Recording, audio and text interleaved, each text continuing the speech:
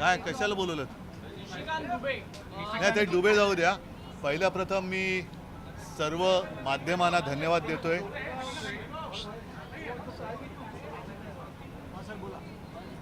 सुरू सर्वप्रथम मी सर्व माध्यमांना म्हणजे इलेक्ट्रॉनिक आणि प्रिंट मीडिया यांना धन्यवाद देतोय. याचं कारण असं की परवा महाराष्ट्राच्या मराठी माणसाच्या आनंदाचा क्षण हा तुम्ही फार चांगल्या पद्धतीने सर्वांसमोर आणलात आणि मला माहिती आहे की माध्यमांमध्ये सुद्धा त्याच्यामुळे आनंद झाला. आनंदाला आपल्या सर्वांनी पाठिंबा दिला, शुभेच्छा दिल्या, मी तर म्हणेन ज्येष्ठांनी आशीर्वाद दिले. तर सर्व माध्यमांना मी धन्यवाद देतो आणि तमाम मराठी जनांना आणि त्याच्यामध्ये खास करून मुंबई आणि महाराष्ट्रामध्ये मराठींसोबत इतर भाषिकसुद्धा जे गुण्यागोविंदाने नांदत आहेत त्यांनीसुद्धा मला सांगितलं की ये किया आपने बहुत अच्छा किया. तर त्या सगळ्यांना मी मनापासून धन्यवाद देतोय. पण मराठीसाठी लढणाऱ्यांची तुलना भाजपचे नेते पहलगामच्या भाजपकडून काही विशिष्ट लोक आहेत की मराठी त्यांच्या बुडाला आग लागणं स्वाभाविक आहे. कारण भाजपचं राजकारणच तोडाफोडा आणि राज्य करा असं आहे. लोकांच्या घरांच्या होळ्या पेटवायच्या आणि त्याच्यावरती आपल्या राजकारणाच्या पोळ्या भाजायचा हाच भाजपचा धंदा हा आता संपलेला आहे. त्याच्यामुळे त्यांच्या बुडाला आग लागणं हे मी समजू शकतो. विजयोत्सव हा मराठी भाषा अस्मितेपुरता मर्यादित राहणार आहे की यापुढे राजकीय युतीसाठी तुमच्याकडून शेवटी महाराष्ट्रामध्ये मराठी ही राज्यभाषा आहेच. त्याच्यामुळे त्या भाषेसाठी जे जे करण्याची गरज लागेल महाराष्ट्रासाठी ते आम्ही करू. एक मिनट सबको मैं बात करूंगा लेकिन इनका पहिला पूरा होने दो. उत्तर प्रदेश बिहार मध्ये मराठी महाराष्ट्राच्या माणसांनी यावं आम्ही पटके मारूंगे अशी भाषा ऐसे कुछ लकड़बग्गे हैं.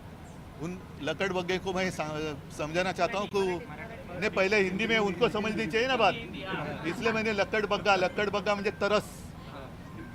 लकड़बग्गा म्हणजे तरस. आता भेड़िया म्हणजे पण तुम्हाला काय माहिती आहे. तर ऐसे कुछ लोग हैं जो यहाँ हम खुशी खुशी सब रह रहे हैं, उनके बीच में आग लगाने की कोशिश कर रहे हैं. उनको मैं कहता हूँ कि आप कुछ भी कहें, आपको कोई यहाँ पहचानता नहीं तो आप अपना काम समझिए. तर असे जे कोणी जे आहेत त्यांचं म्हणजे मी खरं म्हणजे मी लक्कडबग्गा बोललो त्या लक्कडबग्गाची मी माफी मागतो. कारण ते त्याही लायकीचे नाही आहेत ही लोक. त्यांचं काड्या घालणं हा उद्योगच आहे आणि इकडे येऊन त्यांनी बघावं की आमचा कोणत्याही भाषेला विरोध नाही पण भाषेच्या सक्तीला विरोध आहे. त्याच्यामुळे तुम्ही उगाचच भाषिक वाद इकडे करू नका. आमच्याकडे सगळे आनंदाने राहत आहेत. अगदी सांगायचं झालं आम्ही आता आतमध्ये बोलत बसलो होतो, माझ्या आमदारांशी मी बोलत होतो. तर शिवसेना आणि शिवसैनिक हे रक्तदान शिबिर असेल, ॲम्ब्युलन्स सेवा असेल, इतर काही सेवा असेल, सुविधा न बघता या गोष्टी करत आलो आहे. तर त्याच्यामुळे हे सगळे जे काय बाहेरची लोक आहेत हे इकडे आग लावण्याचा प्रयत्न करत आहेत. त्यांनी त्यांचं घर बघावं, त्यांचा पक्ष जो मेलेला आहे तो पक्ष जिवंत होतोय का बघावं. मराठीसाठी लढणाऱ्यांची तुलना आशिष शेलार किंवा भाजपचे नेते हे पहलगाममधील दहशतवादी हल्ले आतंकवादी आहेत त्यांच्याशी करतात. हे मला असं वाटतं हेच महाराष्ट्राचे आणि मराठीचे मारेकरी आहेत.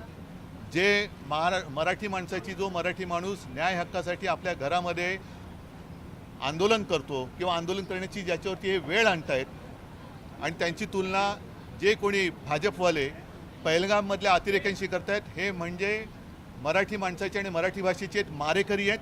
आणि या मारेकऱ्यांना मराठी माणसाने आता ओळखलं पाहिजे. हे मराठी भाषेचे मारेकरी आहेत.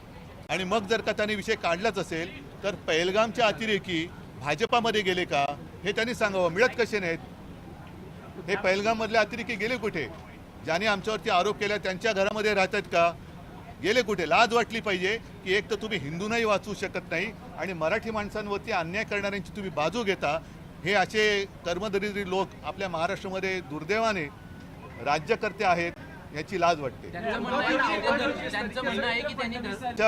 त्यांची मानसिकता समजू शकतो कारण मूळ भाजप हा मेलेला आहे. त्याचाच खून या लोकांनी केला आहे. आणि त्यांचं जे काय रुदाली चालू आहे, रुदाली हा सुद्धा हिंदी शब्द आहे. त्याच्यामुळे ते जे काय ऊर बडवायला त्यांनी बाहेरच्या पक्षातले अगदी आमच्या पक्षातले सुद्धा ऊर बडवे घेतलेत, काँग्रेसचे ऊर बडवे घेतलेत, राष्ट्रवादीतले सगळे देशभर इतर पक्षातले ऊर बडवे घेतलेत. कारण भाजपा मेला आहे. मूळ जो भाजपा होता ज्याची शिवसेनेबरोबर युती होती तो भाजपा या लोकांनी मारून टाकला आणि त्याचं दुःख व्यक्त करताना जे ऊर बडवतात ते ऊर बडवायला सुद्धा त्यांची ओरिजिनल माणसं नाही आहेत. त्यांना ती माणसंसुद्धा इतर पक्षातून घ्यावं लागतात. त्याच्यामुळे फडणवीसांची प्रतिक्रिया मी समजू शकतो. पण मराठी माणसाच्या आनंद क्षणाला ज्यांना रुदाली वाटत असेल हे अत्यंत विकृत आणि हिणकस वृत्तीचे माणसं आहेत. तुम्ही दोघे एकत्र आल्यानंतर आता अशी भाषा सुरू झालेली आहे की तुमच्याकडे जे काही आमदार खासदार आहेत ते आमच्या संपर्कात असं देखील कुठेतरी बघा आम्ही एकत्र आल्यामुळे मी पहिलंच म्हटलं की यांच्या बुडाला आग लागलेली आहे. त्याच्यामुळे ती बुडाची आग दाखवता पण येत नाही आणि सगळ्यांसमोर शमवता पण येत नाही. करणार काय ते लोग जैसे किसका नाम मैंने लिया नहीं पहला जो पहलगाम में जिन आतंकवादियों के साथ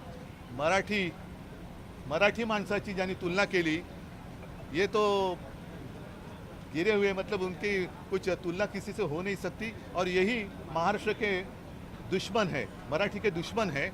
और फिर मेरा सवाल यही है कि ठीक है हम हमारा जो कुछ है देख लेंगे लेकिन पहलगाम के आतंकवादी भाजपा में गए क्या?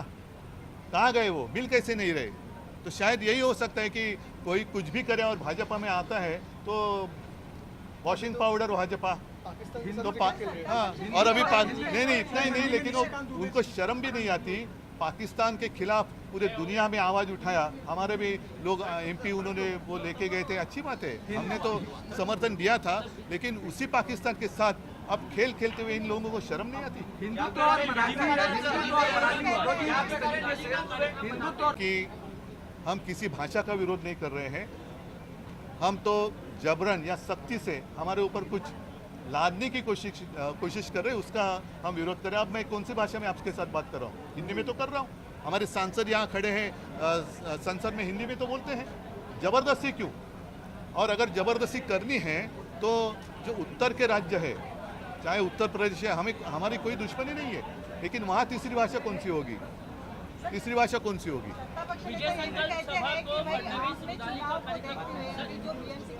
फिर उन्होंने जो जमावड़ा किया है वो नहीं उन्होंने वो छोड़ दो. उन्होंने जो जमावड़ा किया है सब गुनेगार और जो भ्रष्ट लोगों को इकट्ठा किया है, साथ लिया है, वो किसको देखकर किया है?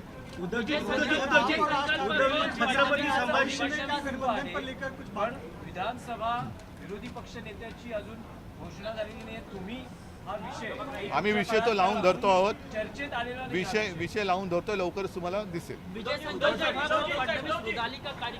मैंने अभी कहा कि उनकी मानसिकता को समझना चाहिए. बीजेपी की हत्या जिन लोगों ने की, यही लोग जो है जिन्होंने सत्ता के लिए बीजेपी की हत्या की, अब रुदाली के लिए उनके पास असल जो ओरिजिनल बीजेपी वाले थे वो भी नहीं रहे, तो सारे अन्य पार्टियों से लेकर वो रुदाली कर रहे हैं. तो उनकी मानसिकता को समझना चाहिए. वो रुदाली वही कर रहे हैं क्योंकि भाजपा खत्म हो गया, भाजपा मर गया, तो वो रुदाली कर रहे. भाजपा तो मर गया. अटल जी और आडवाणी जी का जो भाजपा था वो मर गया है और उसकी हत्या इन लोगों ने, जो सत्ता पिपासु है, उन लोगों ने की है. छत्रपती संभाजी महाराज के बारे में एक विधायक ने अपशब्द कहे हैं.